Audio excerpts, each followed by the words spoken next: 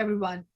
My name is Asha Saxena, and I'm here to talk about diversity and data, and especially now that we are living in the world of AI. So, why diversity is so important now than ever before? I have to say, being a diversity category myself, never really thought about diversity so much as I've been thinking about it recently. And that really came about, especially because I'm personally working in data and just the whole reality how data can truly impact the world we are building now for our next generation. So let's get started and talk about um, data, AI, and diversity. But before that, let me give you a little introduction about myself. I am the founder of Women Leaders in Data and AI, and I started the organization in the pandemic, especially during one of the talks I was giving, and I was talking about how we live in the world of AI, the world of algorithms. Everything around us is really truly run by algorithms, and only 12% of women are coding that algorithm. And the thought that we really need diversity as we're building algorithms, and I'm going to talk about why that is so. But real quickly, 3 decades of data management experience. I teach, I speak, I coach. And today I really want to spend some time on talking about why diversity is important. So Microsoft created this AI bot, Tay. So I want to introduce you to Tay. Tay was born on March 23rd, 2016 as a 19-year-old American girl. She was a bot on Twitter, and her job was to really hear what people were saying, so conversational AI, and be able to adapt and really hold a conversation. So she would listen to what's happening on Twitter and then actually have an intelligent conversation with you based upon what she was hearing.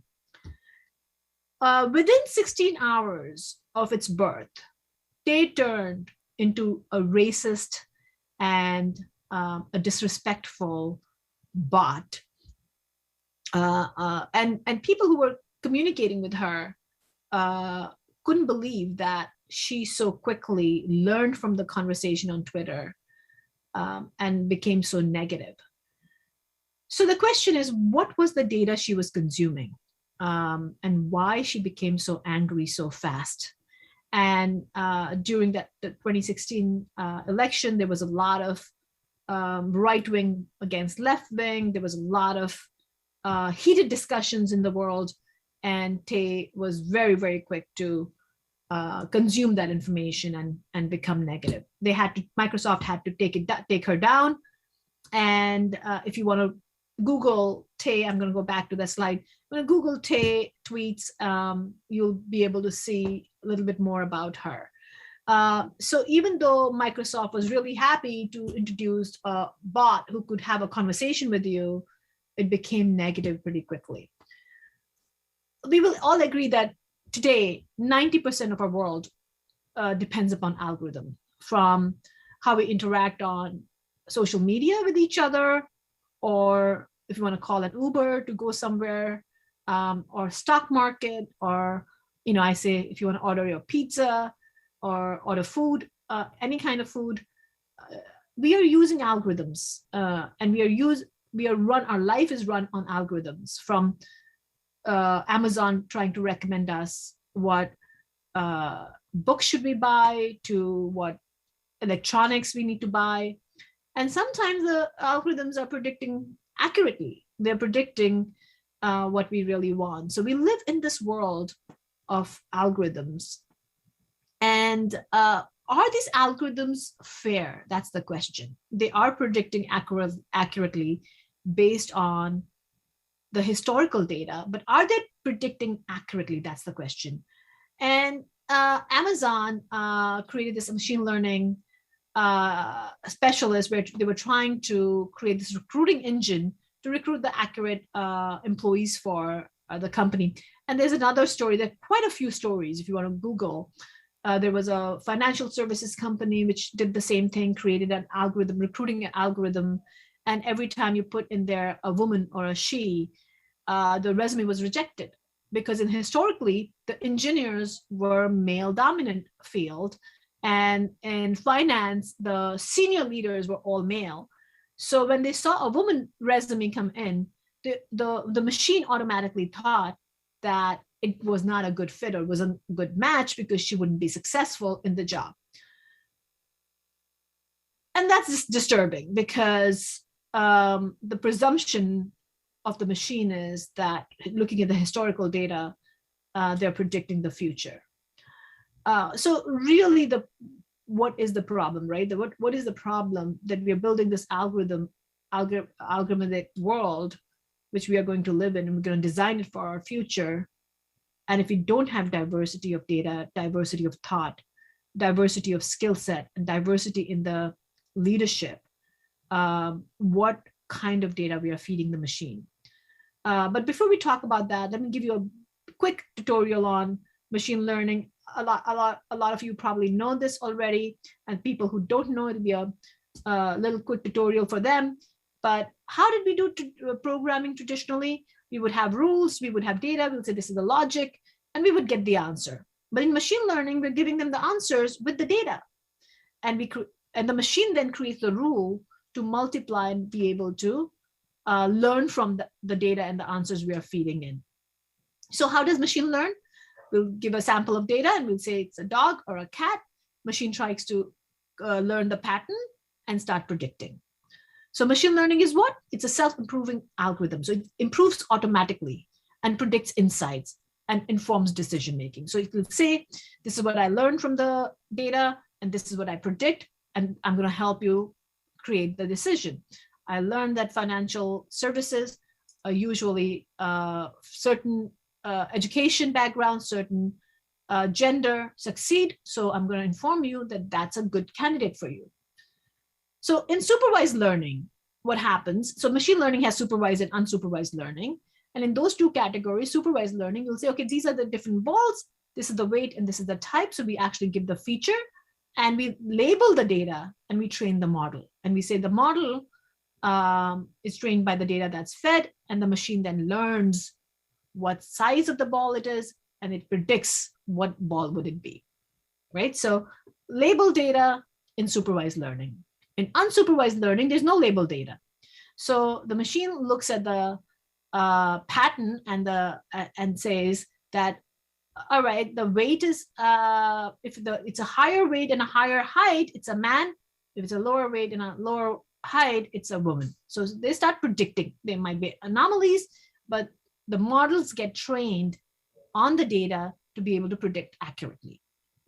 So what's happening is, when you have the data where all the images of the women cooking, and you throw a man in there, the algorithm will tend to pick the wrong or predict the wrong information. So in this example, what's happening is the data, if the data is not diversified, AI is automatically creating the biases and amplifying the biases. And that's the problem.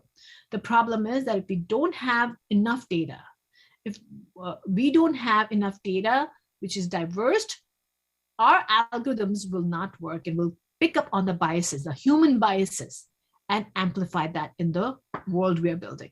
So it could be gender, it could be ethnicity, it could be, programs against the biases of, religion, gender, age, and so on. So we are building an algorithmic world where we know that we are encoding the biases. So what do we do about this?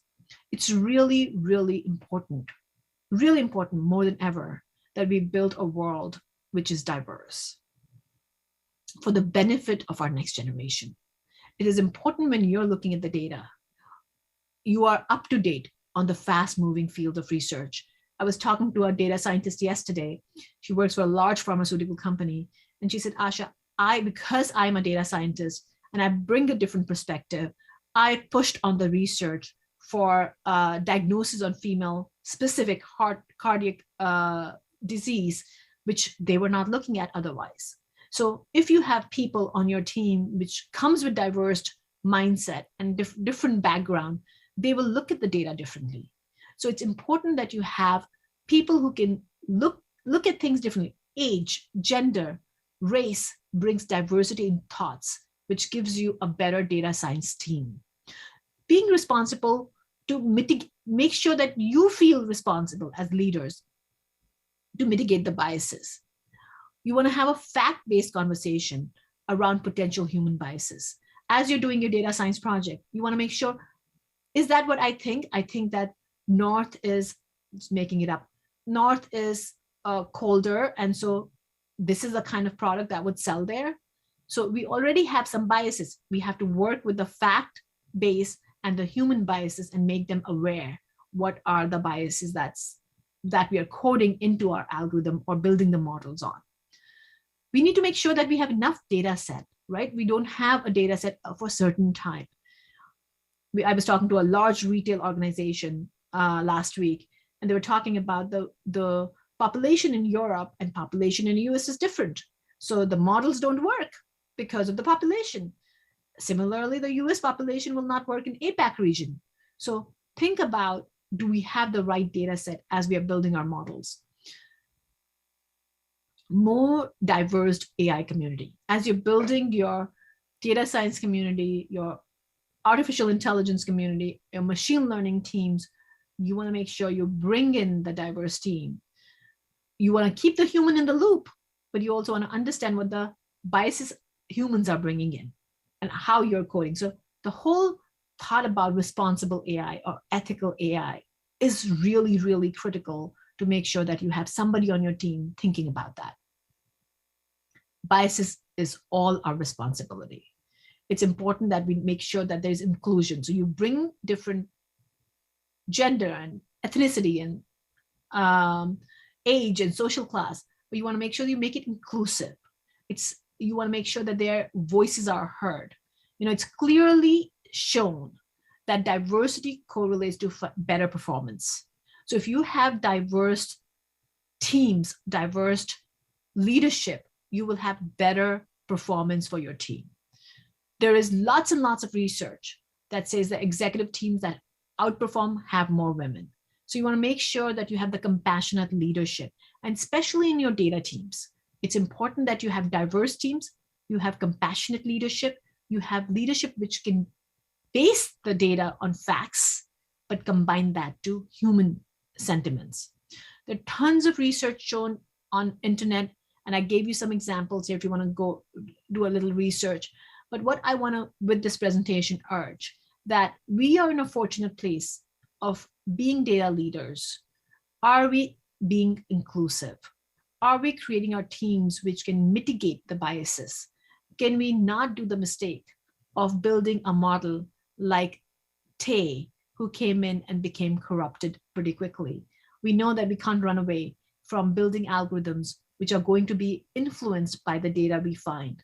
Are we collecting the data in real time, having the right leaders in place to make sure we have enough data to be able to predict accurately and not include the biases in the in our algorithms or in our world? Listen, remember, always the biases come from reality. The data comes from reality. So if you don't change your reality, you're coding that in your models as well. So with that, I want to thank you all for really taking this topic seriously, because I truly believe that it all starts from me and you. If we all stand up for building stronger algorithms or models, we want to make sure that we're doing it right. With that, I want to thank you all. And if you want to reach out to me, feel free to send me a quick email or reach out to me on LinkedIn. Thank you.